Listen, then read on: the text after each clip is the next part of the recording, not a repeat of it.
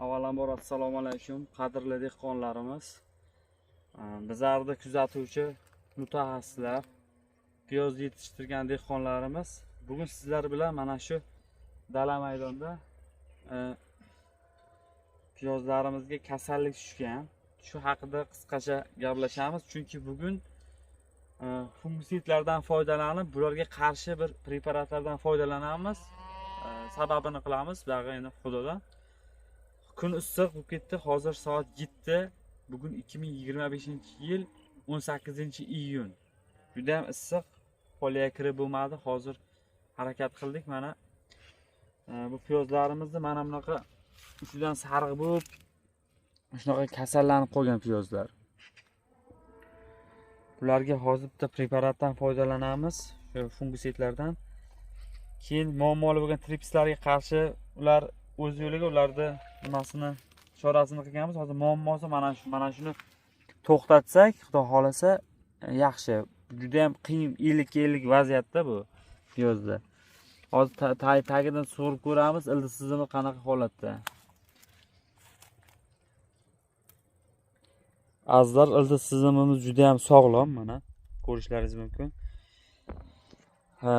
Bir xil bilayn degan kasalligi bor. Endi Surxondaryoda bilayn deydi. U ildiz tizimi o'zi shikastlangandan keyin o'sha sariq alabula holatda bo'ladi. U kasallik kuzatilmayapti. Faqat mana bu qordan shu holatini yaxshilab ol. Mana holatni to'xtatamiz, xudo xolasa sepamiz, sababini qilib.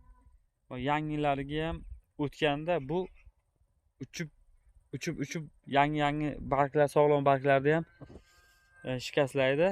Bunga hozir yaxshilab bittadan qoldirmasdan fungisid bilan yaxshilab dorilashimiz kerak. Xudo xolasa natijasini ko'rsatamiz.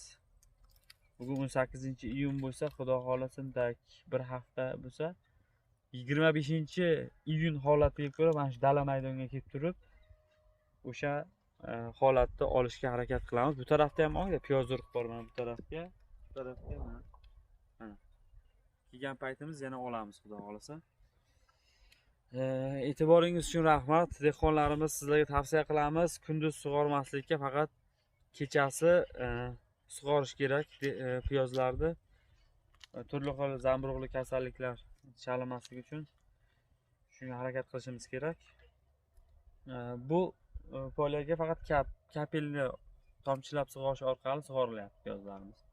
Hozirgi holati mana shunday. Mana ildizlar ham sog'lom ekan. Shu e'tiboringiz uchun rahmat. Yana kuzatib borishda davom.